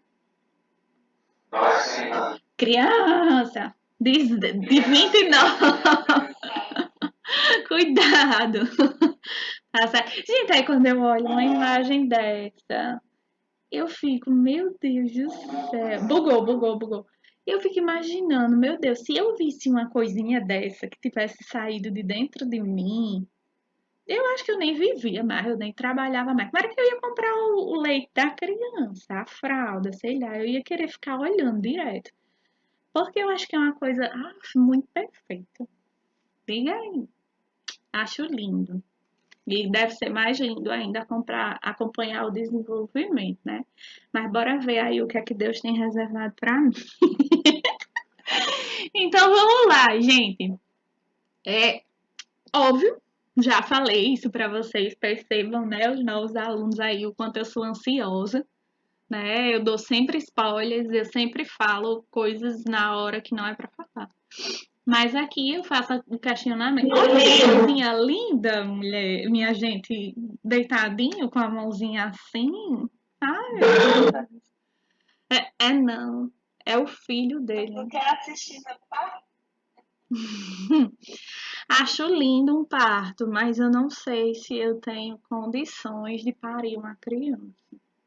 Deveria, tipo, uma varinha, né? Plim, plim, aí sai de dentro da barriga e vem pro braço da gente, né? Mas não sei não, gente, se eu tenho condições daquilo, não. Mas bora ver. Aí eu trago para vocês, né, o questionamento. Quais crianças são consideradas como recém-nascidas? Vocês já estão bem afiados, né? Que são aqueles bebezinhos de 0 dias até quantos dias? 28 dias. 28, 28 após o nascimento, tá certo? A partir de 29 dias, ou seja, do 29º dia, já é considerado o quê? Criança, tá bom? Então, gente, quando a gente olha para recém-nascido, nós podemos fazer classificações desses indivíduos, desses serizinhos, certo? E aí, para classificar os recém-nascidos, nós temos 3 aspectos diferentes, tá certo? Podemos classificar os recém-nascidos quanto à idade gestacional, né? Aí a gente vai precisar dos conteúdos lá de saúde da mulher. Lembram de idade gestacional? Quantas semanas tem um mês lá na saúde da mulher? 4 semanas. E na obstetrícia, gente, que obstetrícia é a área da ciência que estuda todo o processo que está relacionado ao que? A gestação, a gravidez. Tá certo? Lá na obstetrícia, minha gente, um mês sempre vai ter 4 semanas. E a gente nunca vai dizer que a idade gestacional da mulher é em meses. Sempre vai ser em quê? Em semanas. Cientificamente falando, né, tanto que quem já gestou, quem está gestante, sabe que quando vai para uma consulta com o ginecologista e obstetra, ele diz, você está com tantas semanas de gestação. Ele nunca diz, você está com 4 meses, você está com 5 meses. Não, porque é padrão, é convenção na obstetrícia que a idade gestacional seja definida com o quê? Com semanas. Então, um mês tem 4 semanas. Então, se eu digo que uma pessoa está com 16 semanas de gestação, ela está com quantos meses, hein? Isso. Sempre vou pegar 16, o número, e dividir por quanto? 4. Porque uma semana, minha gente, tem 4. Um mês, perdão, tem 4 semanas. Tá certo? Então, nós podemos fazer a classificação desses recém-nascidos quanto à idade gestacional. Quando a mulher, quando a mãe desse bebê pariu, ela estava com quantas semanas? Certo? Então, a gente vai fazer essa classificação quanto à idade gestacional, quanto o peso desse bebê quando ele nasceu, certo? Ou o terceiro parâmetro é em relação à relação, está relacionado à relação peso e idade gestacional, certo?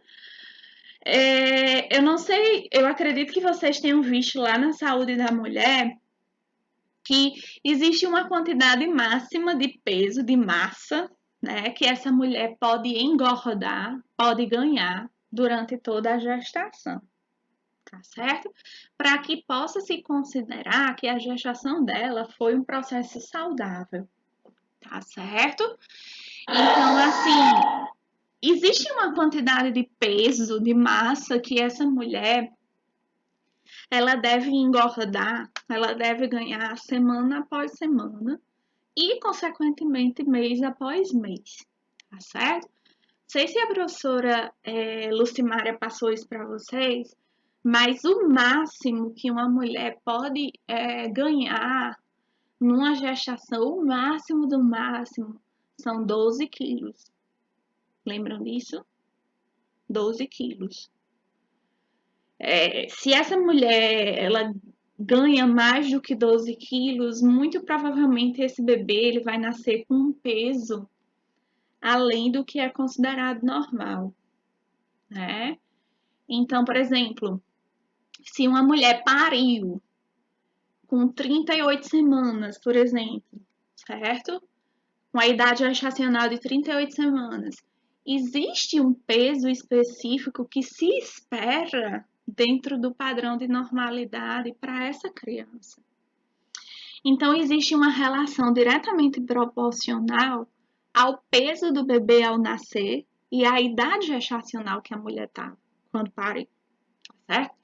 Então, quando nós vamos classificar os recém-nascidos, nós temos esses 3 critérios, certo? Essas 3 alternativas, esses 3 parâmetros, que são quais? Quanto à idade gestacional, quanto ao peso que o bebê nasceu, certo?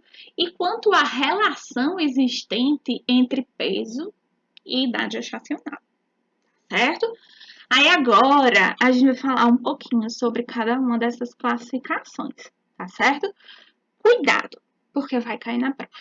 Já tô dizendo aí umas 2 questões das nossas provas, certo? Então cuidado. Anota. Vai cair na prova, hein? Vai. E vocês sabem que quando eu digo que vai, vai mesmo, né? Então, vamos entender bem direitinho isso aqui. Como vamos classificar esse recém-nascido, esse bebezinho que acabou de nascer, que tem 0 dias de vida, até 28 dias de vida, tá certo? Quanto como é que se diz, a idade gestacional, primeiro parâmetro, certo? Sempre que eu falar em idade gestacional, é a quantidade de semanas que aquela mãezinha estava quando pariu o bebê, tá certo? Essa classificação quanto à idade gestacional, ela é proposta pela Organização Mundial de Saúde, tá certo? Pela OMS, tá? E aí existem 3 termos específicos que nós vamos utilizar para classificar o bebê quanto à idade gestacional. Anotem aí no caderno de vocês. Deixem 2 linhas em branco, certo? Depois de deixar essas 2 linhas em branco, anotem a terminologia, a palavra termo. Termo. O bebê que ele é classificado quanto à idade gestacional, sendo considerado um bebê, um recém-nascido a termo, essa expressão a termo, puxem uma setinha, circulem, puxem uma setinha. A termo significa no tempo certo, no tempo ideal, tá certo? E quem vão ser esses bebês considerados a termo, minha gente? São aqueles bebês que nasceram de mamães cuja idade gestacional estava entre 37 semanas e 41 semanas e 6 dias. Estava nesse intervalo de tempo. 37 semanas ou até 41 semanas e 6 dias. Peguem aí 37 semanas e dividam por 4. Vai dar quanto?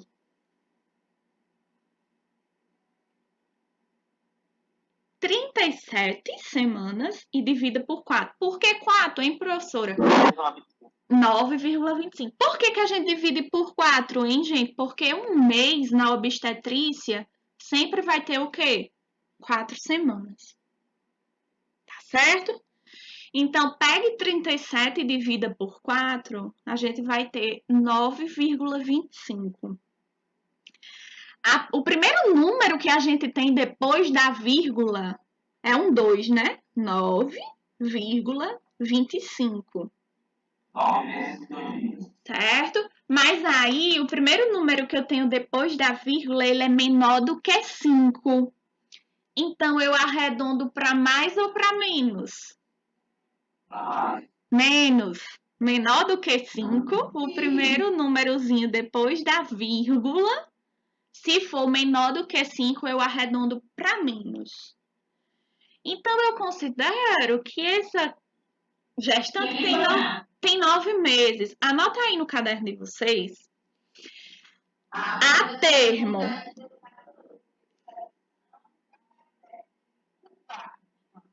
Não, gente, calma.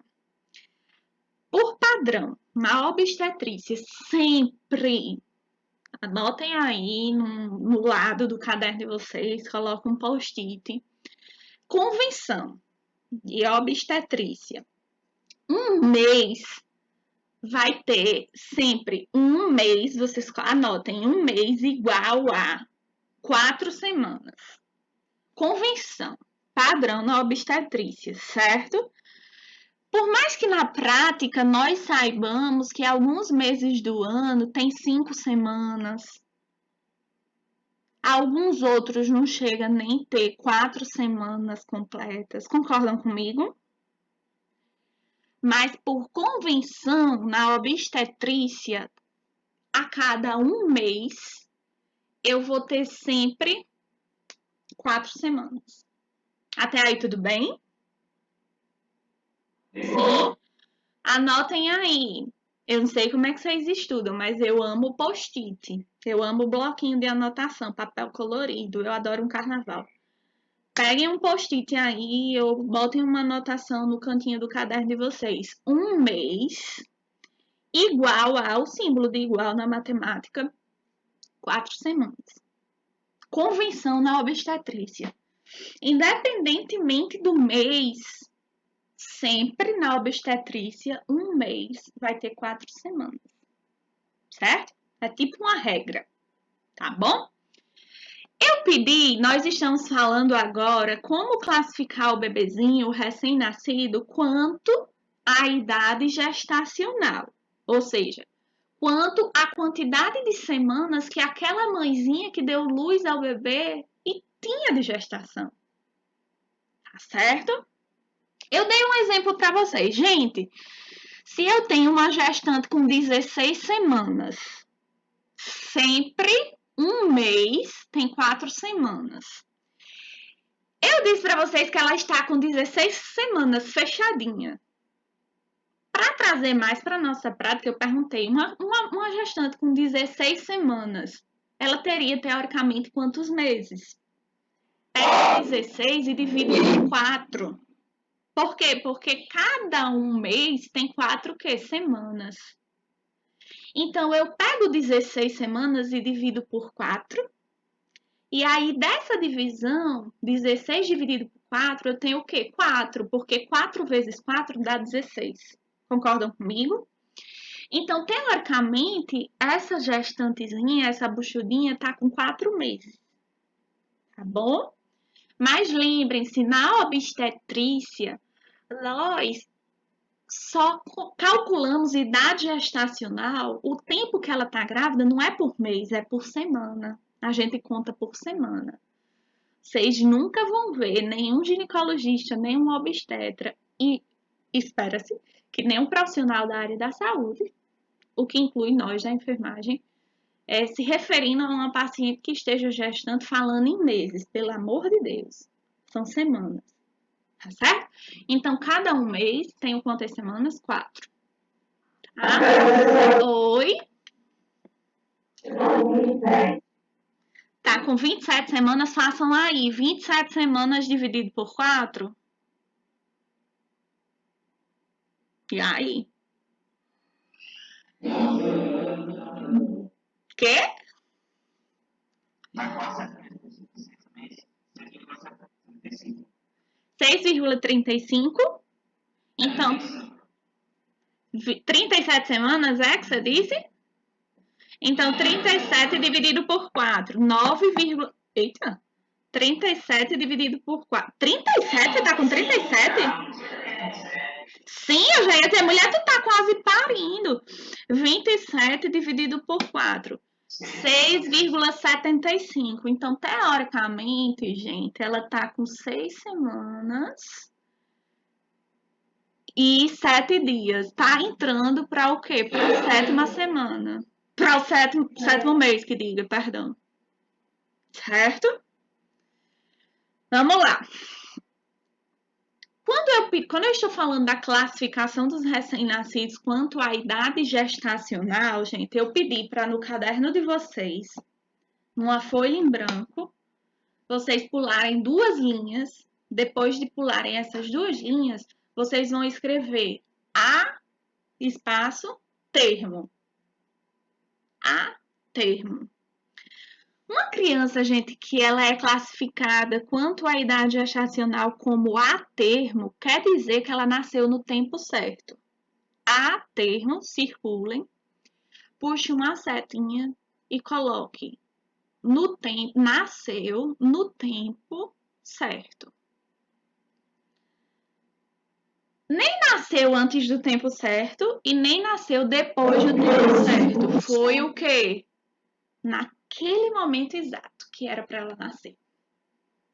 Certo?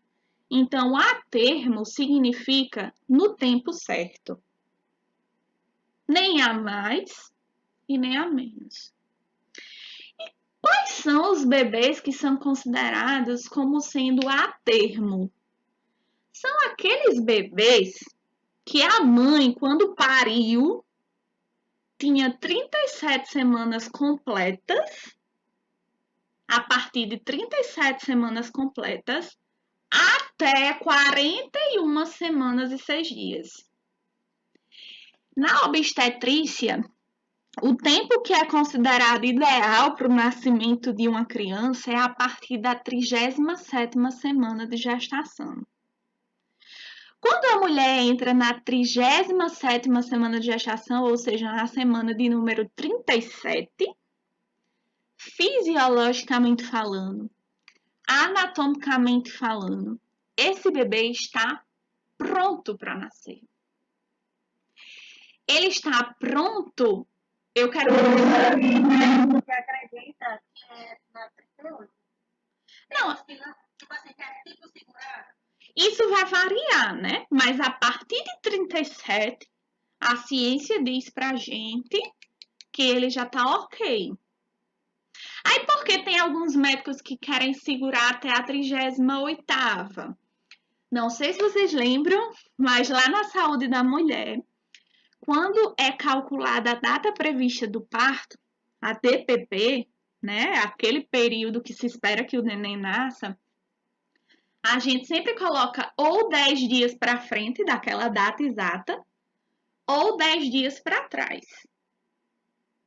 Eu tenho uma data específica aqui, a DPP, a data prevista para o parto, ou seja, a data que está prevista para essa mulher parir e, consequentemente, esse neném nascer. Mas, gente, a gente não tem como saber, quando a gente vai fazer uma consulta de enfermagem, por exemplo, se aquela data da última menstruação que a mulher está dizendo, a DUM, é exatamente o dia que a menstruação dela desceu. Precisa ser uma mulher muito metódica para saber qual o dia exato de cada mês que a menstruação dela desceu. Então, quando a gente pergunta a data da última menstruação dessa mulher, ela passa uma média para a gente.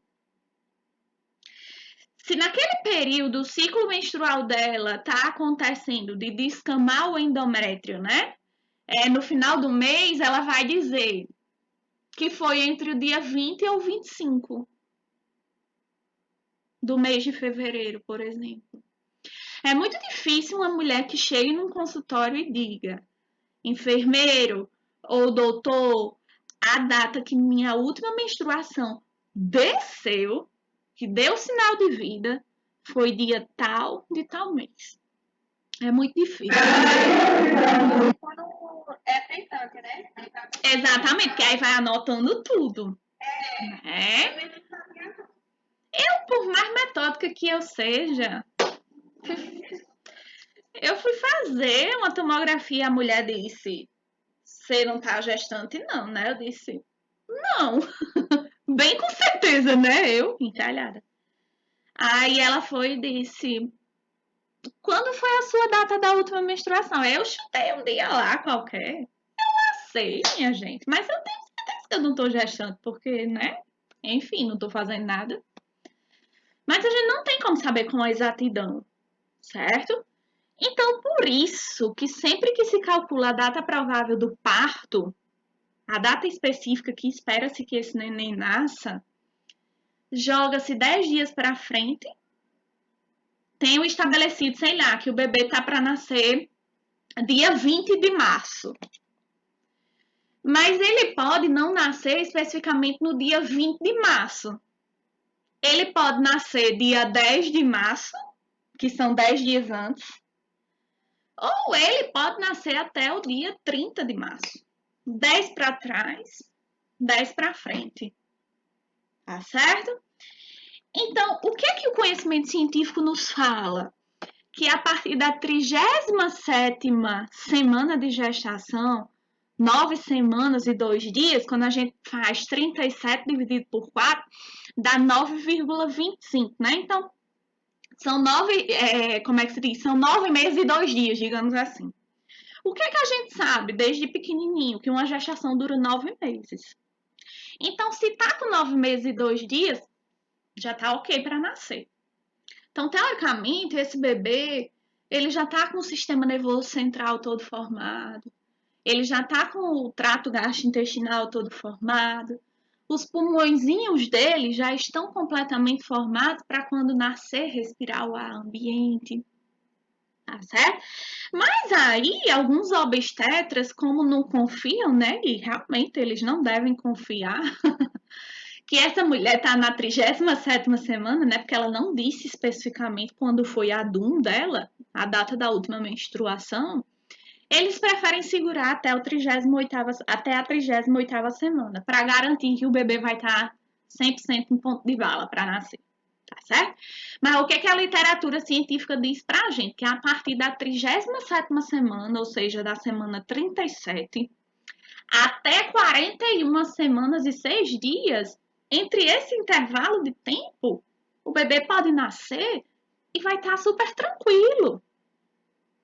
Lembre-se que 37 semanas a 41 semanas e 6 dias é a idade gestacional da mãe daquele bebê, o tempo que ela está gestante. Tá certo? Então, um bebê que ele é considerado a termo, nasceu no tempo certo, é aquele bebê que a mãe, quando pariu ele, tinha no mínimo 37 semanas e podia ter até no máximo 41 semanas e 6 dias. Então, esse bebê, ele nasceu no grau, no tempo certo. Tá certo? Então, esse bebê, nós dizemos que ele nasceu a termo. Nem passou do tempo de nascer para mais e nem passou para menos. Nem nasceu antes do tempo. Nasceu no tempo certo. Então, por isso que ele é chamado de a termo. Tá certo? Se eu pego 37 semanas, gente, e divido por 4. Por que por 4, hein? Por que por 4? Um mês tem quantas semanas? 4 semanas. Se eu pego 37, meus filhos, e divido por 4, vai dar quanto? 9,25. Então, 9 meses e 2 dias. Já fechou os 9 meses? Fechou. Que é o tempo necessário que esse bebê precisa para se desenvolver dentro da barriga da mãe. Para se desenvolver dentro do ambiente uterino, no meio intrauterino. para ele se estabelecer, para ele se desenvolver e para ele amadurecer. Professor, e é uma fruta? É não, mas o nosso sistema como um todo, o nosso organismo precisa amadurecer para que a gente consiga nascer, sair de dentro do úterozinho da nossa mãe e consiga sobreviver no meio extrauterino, ou seja, fora do útero. Tá certo? Então, o que é que a literatura científica nos diz? Que a partir da 37ª semana, ou seja, 9 meses e 2 diazinho, já tá ok para vir ao mundo. Ele já consegue sobreviver, tá certo? Até 41 semanas e 6 dias, ele pode nascer sendo considerado o quê? Nasceu no tempo o quê? Certo. Nem foi para mais e nem foi para menos. Tá certo? Esse é o bebê a termo, que nasceu no tempo certo. Deixa seu nome no chat. Tá certo? Oi? Oi?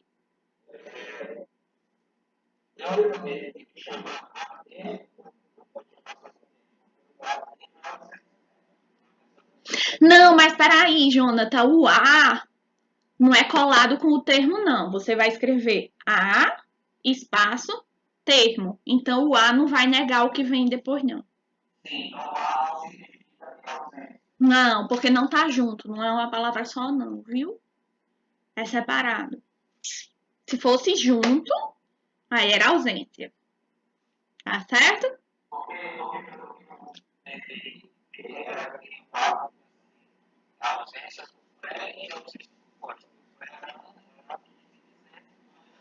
Não. Mas o prefixo a, em palavras da língua portuguesa, em uma palavra só, ele significa negação, nega tudo que vem na frente. Mas se o a, ele não tá junto com o termo, tá separado, ele funciona como uma conjunção, como um pronome definido. Então, ele não nega. Tá certo? O a, vocês vão escrever a, vão dar um espaço, termo. Não é colado, não. Não é junto, não. Tá certo? Então, esse bebê a termo, né? Nasce a termo. Ele é o quê? Nasce no tempo certo. Vejam, agora, eu não pedi para vocês escreverem termo, deixar 2 linhas em branco e escrever termo. Agora, acima de termo, lá na primeira linha que vocês deixaram em branco, escrevam aí, pré-termo. Me diga uma coisa. Muita gente vai conseguir acompanhar esse exemplo que eu estou dando. O terceiro ano do ensino médio, a gente diz que a gente está no pré, né? Tem o primeiro ano do ensino médio, segundo ano, e o terceiro ano a gente diz que está no pré. Pré o quê, hein? Antes do final. Na minha época, se chamava pré-vestibular, né? O que significa pré-vestibular? Antes da faculdade, antes do vestibular, né? Então me digam aí, o que é que significa um bebê pré-termo? Um bebê que nasce antes de quê? Do tempo ideal. Então vai ser um bebê prematuro? O que é que significa prematuro, hein? Quem é que tá falando?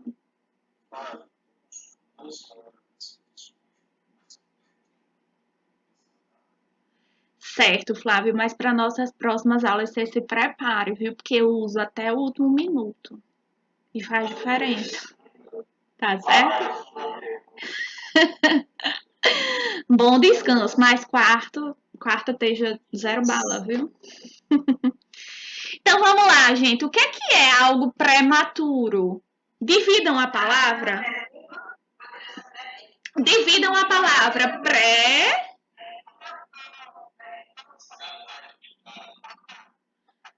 Se eu falo pré-maturo, maturo está relacionado ao quê? Maturidade, não é? Um bebê que é prematuro, ele amadureceu já? Ele não chegou na maturidade. Ele está num período antes de amadurecer, não é? Então, então quem é o bebê prematuro? É aquele bebê que não tá com o corpo totalmente maduro para o quê? Para nascer. O que é que nós consideramos como sendo com maturidade, ok, para nascer? É a partir de quantas semanas? De 37 semanas. Até quando, hein? 41 semanas e 6 dias. Então, será que um bebê que nasce antes das 37 semanas serem completadas, ele vai estar maduro, vai? Para nascer? Ele vai conseguir, ele já tá 0 bala, 100% para nascer? Como é? A gente vai ver esse babado. A minha prima, ela teve, acho que ela teve, como é que se fala? O ciclo dela vai dar só com 3 centímetros e foi internada. Ela se deu com 35 semanas. Então, 35 é prematuro. Aí ela se curou até 31. Uhum. Então, esse tempo no hospital, ela foi tomando medicação da criança. Qual foi a medicação que ela tomou, hein? Você sabe? Deixa eu dar um spoiler aí pra vocês. É corticoide, viu? Corticoide, viu? É um corticoide. Guardem isso, viu?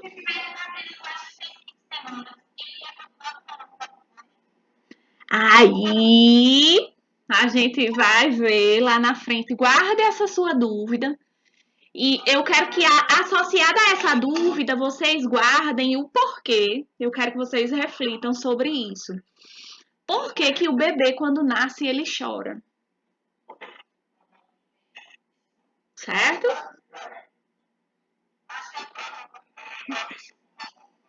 Quase.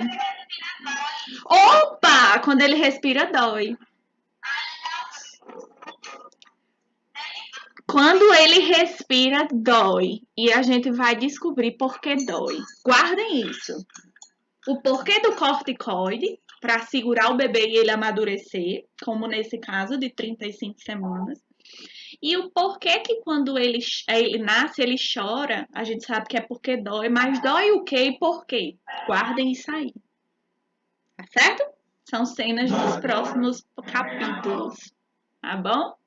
Então, gente, um bebezinho que nasce antes das 37 semanas de gestação da mãe estarem completas, ele tá maduro já? Não. Ele tá o quê? Prematuro, antes de amadurecer. Então, se nós já temos a definição do que é um bebê a termo, tá certo? Que nós sabemos que é aquele bebê que nasce a partir das 37 semanas de gestação da mãe até 41 semanas e 6 dias. Não esqueçam desses 6 dias. Então, o bebê que nasce antes de 37 semanas, será que justifica eu classificar ele como pré-termo? Antes do tempo correto, do tempo ideal? Nós sabemos que termo é aquela criança que nasce a partir da 37ª semana até 41 semanas e 6 dias. Confere? Se esse bebê nasce antes das 37 semanas de gestação serem completadas, faz sentido eu dizer que ele nasceu pré-termo? Professora, Então, se ele nasceu pré-termo, ele nasceu o quê? O quê? Maturo. Beleza? Olhe para a definição que vocês botaram no centro, termo. Se vocês conseguirem entender o que é termo, pré-termo e pós-termo, é batata. Eu pedi para vocês deixarem 2 linhas acima de termo em branco, né? Já preenchemos essas 2 linhas com uma nova nomenclatura chamada o quê? Pré-termo. Volte o seu olhar de novo para termo. A termo é de 37 semanas a quanta? 41 e o quê? 6 dias. O que é pós